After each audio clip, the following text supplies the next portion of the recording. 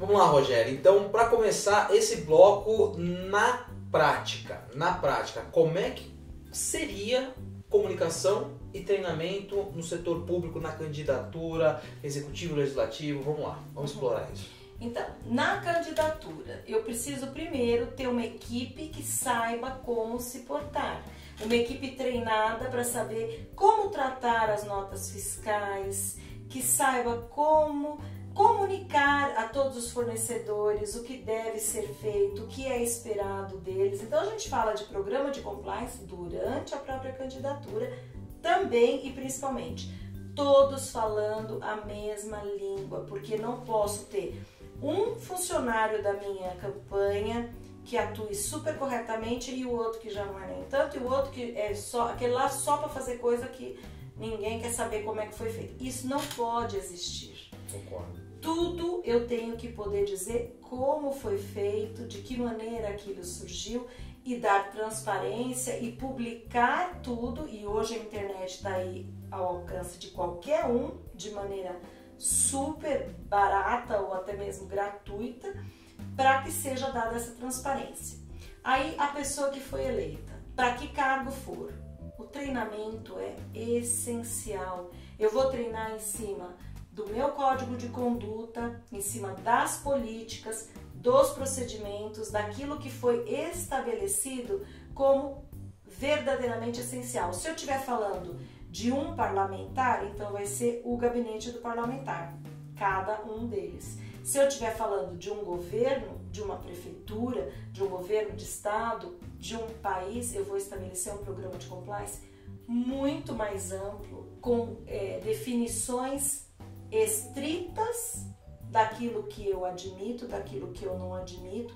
Vou treinar todo o meu público e aí a minha meta é 100% dos que são possíveis de treinar. Quem não é possível de treinar? Quem está de licença, quem está de férias até retornar, esse tipo de coisa. Mas aqueles que estiverem ali, eu tenho que ter um prazo e eu tenho que treinar todo mundo, como acontece na empresa privada. Exato. Todos têm que ser treinados. Isso não é custo?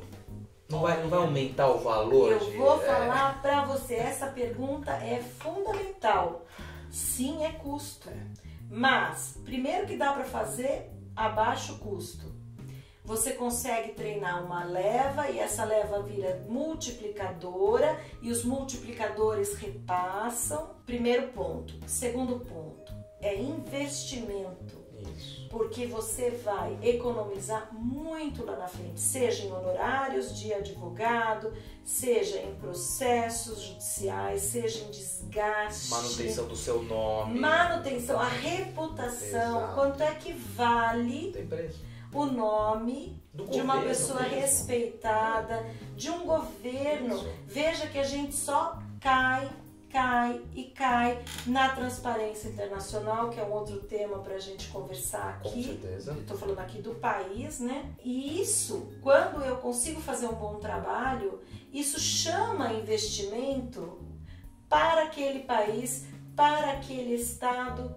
Veja que a Colômbia foi uma das precursoras da lei anticorrupção e ela começou a atrair investimento porque ela tinha uma lei anticorrupção. Que empresário sério que vai querer colocar dinheiro num país em que, por exemplo, no dia seguinte que eu abrir uma grande indústria ou refinaria ou o que seja, resolve que vai estatizar e pegar para ele? Ninguém. Não, né? Ninguém vai, porque ninguém está aqui de brincadeira, né? Ninguém está de passagem.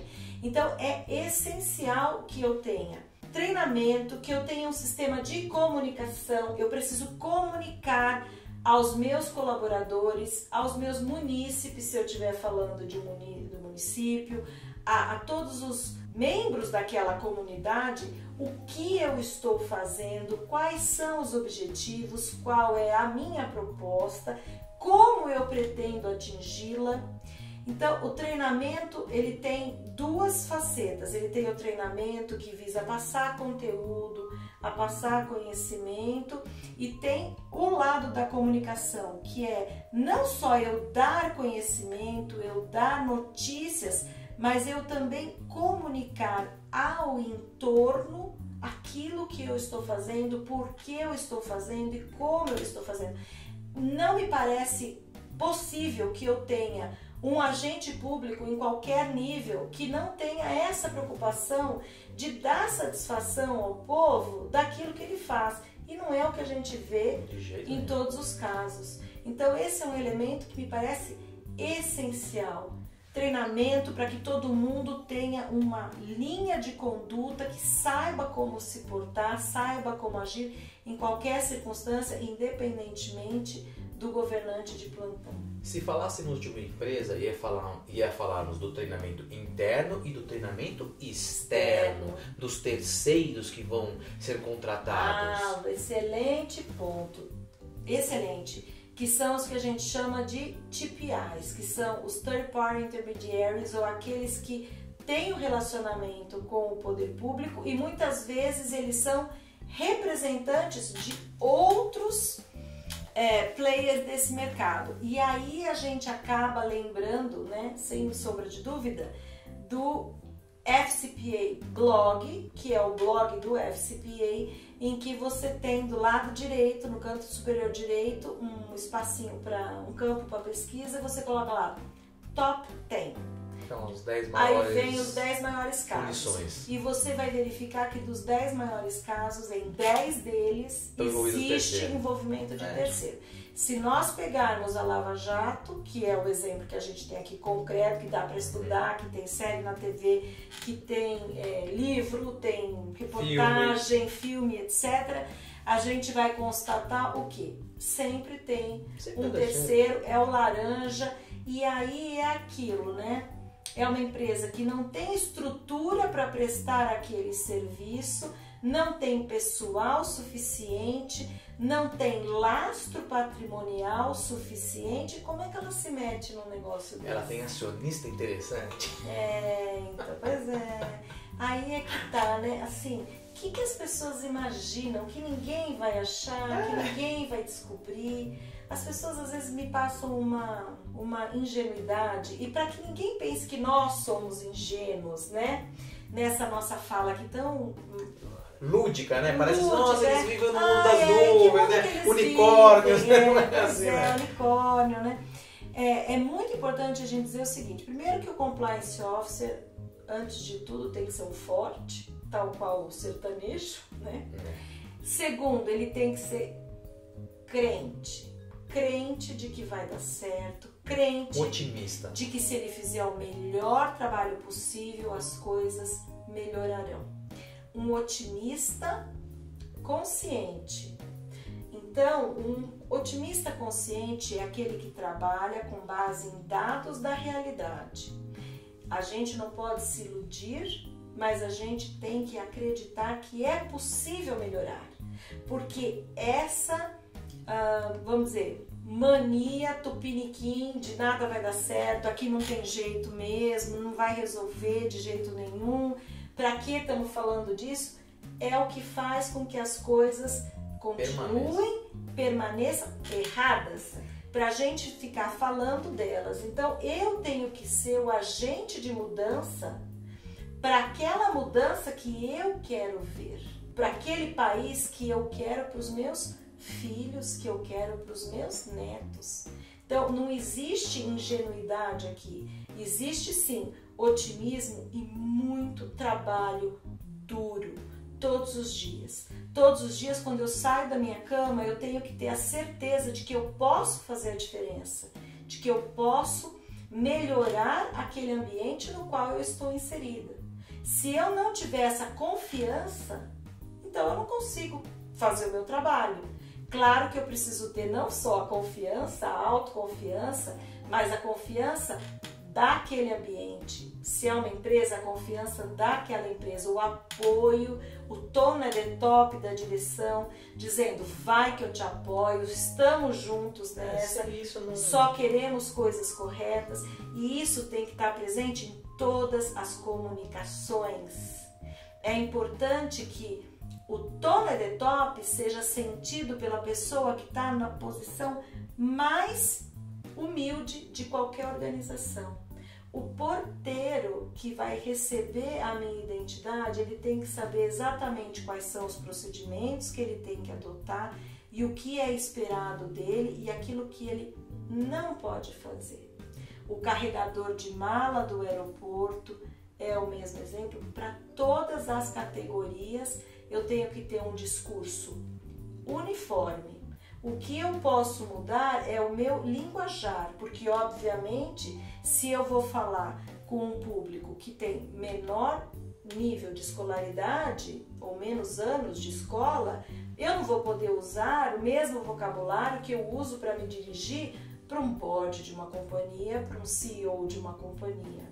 Eu tenho que ser clara na minha mensagem para os dois públicos. Eu tenho que achar algum ponto de intersecção para atrair a atenção tanto deste quanto deste. Esse aqui é mais fácil, né? Esse aqui, números. Eu chego para ele e falo, olha, o programa de compliance custa X. Não ter o programa de compliance e eventualmente enfrentar este e este problema na justiça, na imprensa, nos seus clientes vai te custar 240x. Rapidamente. Ninguém sobe sem saber o que está fazendo na vida. Eles são muito espertos, são muito inteligentes e conseguem rapidamente sopesar e aquilatar o que é custo, o que é investimento e quanto esse investimento vai me render e vai evitar que eu perca, seja em reputação, seja em clientela, seja em dinheiro mesmo. Então, nós estamos falando, na verdade, da criar ou aprimorar uma cultura. É isso que nós estamos falando quando a gente fala em treinamento, em comunicação. Aí, eu sou presidente da República, eu não tenho tempo de ficar falando com todo o funcionalismo público federal do Brasil. Isso é desculpa? É claro que não. Não. É claro que não. Eu não tenho nenhuma tecnologia hoje onde eu possa fazer uma gravação de algum tema que eu queira passar e nenhuma tecnologia que me ajude a disseminar isso. Não existe. Né? A gente está falando de gente que faz a gente parar a novela das 9, que é um patrimônio nacional, para escutar a pessoa falar. Então essa pessoa tem o poder. E o poder, ele pode ser usado para o bem e para o mal. Uma pessoa que tem essa função pública, ela tem uma obrigação infinitamente grande de fazer valer a posição que ela ocupa. Porque se ela tem a caneta na mão, se ela tem tantos meios de fazer disseminar o que é correto, o dever número 1 dessa pessoa é ser o tom at the top de toda uma nação. Exato. E é mais do que um crime. Para uma pessoa religiosa como eu, isso é um pecado mesmo, se esse poder todo que é dado for usado para o mal, de forma equivocada, de forma a corromper todo um ideal. Ah, mas eu não tenho tempo, eu tenho muitas atribuições. Isso não existe, então, vamos supor, não existe. vai chegar a eleição municipal, só para ser diferente da presidencial e da estadual, não dá para o presidente parar ali 5 minutos, fazer um vídeo e falar assim, olha, eu queria passar para todo o funcionalismo que ajudasse, recebam as pessoas com um sorriso no rosto, 5 minutos. E agora você tocou num outro ponto, que a gente até aqui falou de corrupção e tudo, agora vamos falar de atendimento público, né? Atendimento ao público. Que é uma das maiores reclamações sabidas em todas as pessoas que precisam de qualquer órgão público, né? Virou, inclusive, uma pecha, né? Sim. Pessoa parece funcionário público. Virou um adjetivo pejorativo. O que não necessariamente é o correto. Corresponde à realidade. Exatamente. E aí, quando você vai a um lugar e você encontra um ótimo atendimento, você comenta com as pessoas, você fala, olha que beleza, eu fui super bem atendida, a pessoa super bem preparada. E é um pessoal muito bem preparado. Muito bem preparado. Até porque para passar num concurso público, que é dificílimo, a gente sabe que a pessoa tem que estudar muito. Eu tenho uma prima que estudou anos para poder chegar onde ela chegou, inteligentíssima, e hoje tem um cargo muito bom no governo. E trabalha loucamente, mas é concursada e foi muito difícil chegar até lá. Então eu acho assim, quem atende ao público em geral, em qualquer lugar. Se você vai a uma loja e é mal atendido, você não volta mais lá. Lógico. No governo, você não tem essa possibilidade. Porque você depende daquele governo, você depende daquele funcionário. Quer ele queira ou não te atender bem. Então, assim, no código de conduta, essa conduta tem que estar prevista lá. Se você vai atender o público, você tem que atender bem ao público. E sempre lembrando, no funcionalismo, aquilo que já é um mantra de todas as empresas privadas, né? A empresa só existe porque existe o cliente.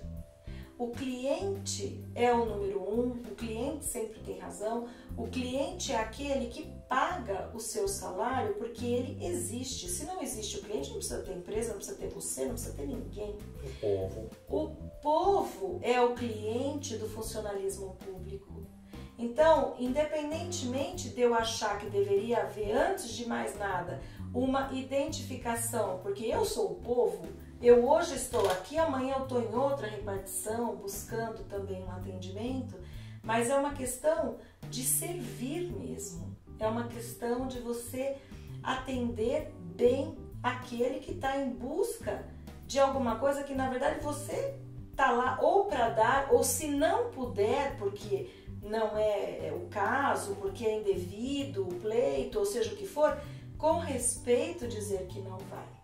A gente vê as pessoas passando tanto nervoso com o atendimento. Hoje mesmo eu fiquei estarrecida de ver na TV um fulano foi ao médico com o filho não foi atendido porque entendeu-se que não era emergencial.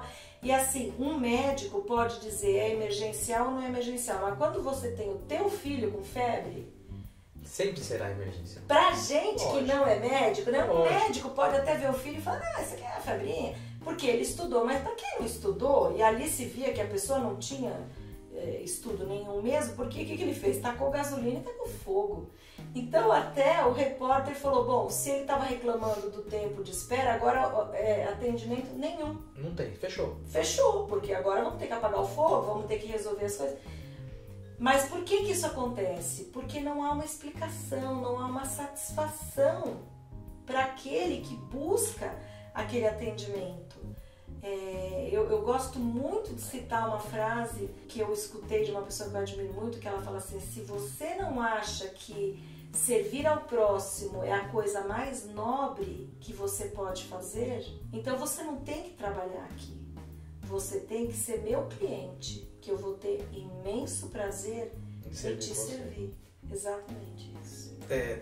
Na minha época, quando eu estava na faculdade, eu lembro de ter estudado, talvez você possa me ajudar, que no concurso público, no funcionalismo público, você progride por antiguidade ou merecimento. Uhum. Será que o compliance não tem algo a acrescentar no merecimento? Sem dúvida. Tanto é que as próprias empresas hoje estão colocando como parâmetro para cálculo de bônus, parâmetro de avaliação, itens de compliance.